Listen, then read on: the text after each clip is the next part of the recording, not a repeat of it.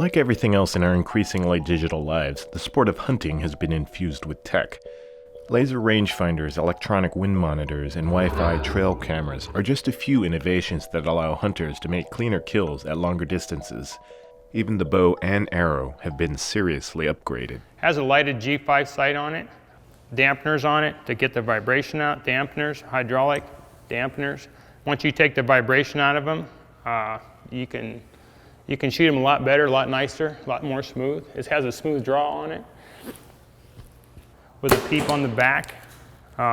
Anybody can walk off the street in an hour, shoot a bow as good as I am right here. Maybe not as proficient, but pretty close. They've engineered all the stuff that used to screw you up before. They've engineered it all out of the bow. But there's a growing minority of hunters nationwide that are shelving their modern weapons in favor of recurved bows, slings, and even atlatls. For those unfamiliar with the latter, it's a throwing weapon that Paleolithic hunters used to take down woolly mammoths. It was also used by the Aztec, which is where the word atlatl comes from. Armed with this tidbit of trivia, I hopped a flight to St. Louis to talk with Brian Wagner. I wanted to find out why an aerospace worker that helps to build F-18 fighters is going primitive. Brian has already bagged 4 whitetails since Missouri opened big game to atlatl hunting in 2010. Currently, only 3 states actually allow deer hunting with atlatls. Meanwhile, his wife Dawn, a top atlatl competitor, practices daily in hopes of harvesting her first deer. Could have taken my first deer with the bow out here, and I did not bring it. I did not want to. There's a lot of women out there who can go out and harvest with a bow or a gun. There has not been a woman yet who has harvested with an atlatl. So you can taste it. I do enjoy a good challenge, and I think that's what I really enjoy about the atlatl more than anything else is the challenge you get out of it. Are those 2 deer heads from your atlatl kills? No, those were all bow kills in the great room. The fox, the turkeys, I still love it very much. I can pick it up out of the case and go hit a milk jug every shot at 50 yards. But my atlatl, I'd rather go with can't. my atlatl. I do too. It is. It's fun because it's as primitive as you're going to get. Really, minus throwing a rock at something, you know. And I don't know. I think that's just. I wouldn't throw a rock at a deer. But this is really fun to hunt with. It is a challenge, and like I said, it makes you learn the deer more, and that's what interests me. Not only it's the harvest, it's about learning how to be a hunter, an ethical hunter, and being able to learn from it. Each time I go out, I learn, and I think that's really important.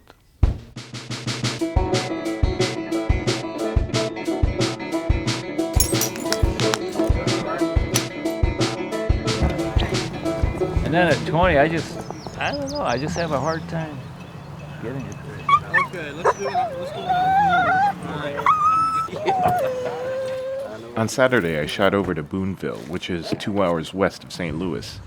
The Missouri Atlatl Association was hosting a regional competition and flint knapping event. That's where I met John Whitaker, a professor of anthropology from Grinnell College in Iowa. He's an expert on prehistoric technologies, and he has a lot of first-hand experience with the atlatl. In fact, he was competing. Almost everywhere, people used atlatls before they had bows and arrows.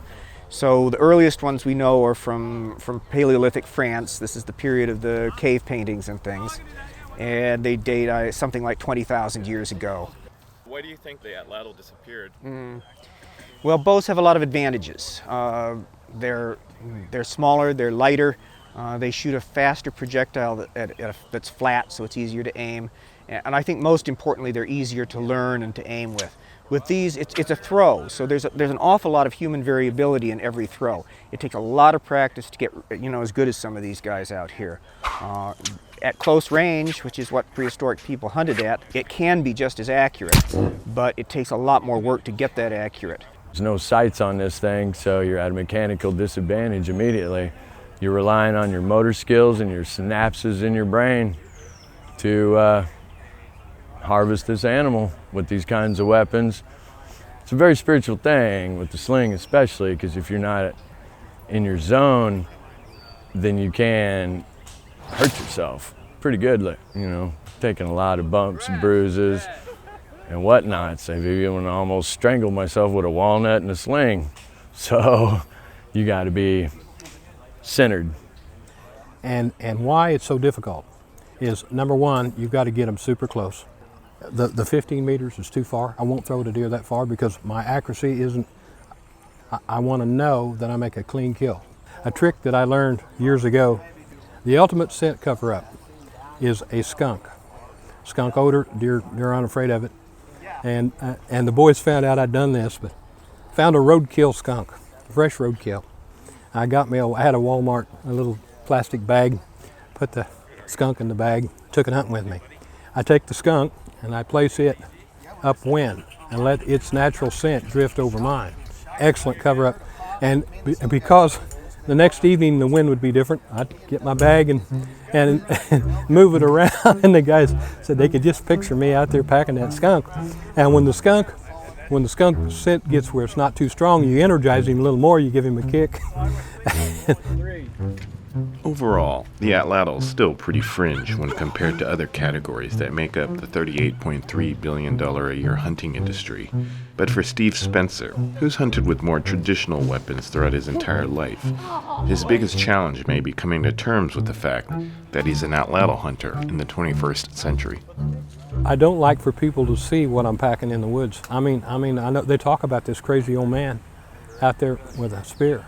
And so I will try to time it. I'll leave my dart and my equipment in the back of the truck until there's no cars, and then I grab them and I run to the timber. And then when I come out, I have to wait. I wait until there's no cars, and then I run back out because I know, I think, oh, they talk about me. They say, well, he's nuts, you know. And you'll never get one, and I might not. But hey, it's on my bucket list is to take one. Back at the Wagner farm on Sunday in Truxton, I finally give the atlatl a try. Now, you probably can't see it in the cam phone footage, but I threw my first dart around 45 yards with a respectably flat trajectory. By the third throw, I could totally see the appeal. I enjoy shooting sports and have actually owned compound bows. Hell, I've even owned a crossbow, briefly, which was medieval compared to what I saw at Bass Pro. But the atlatl was still different.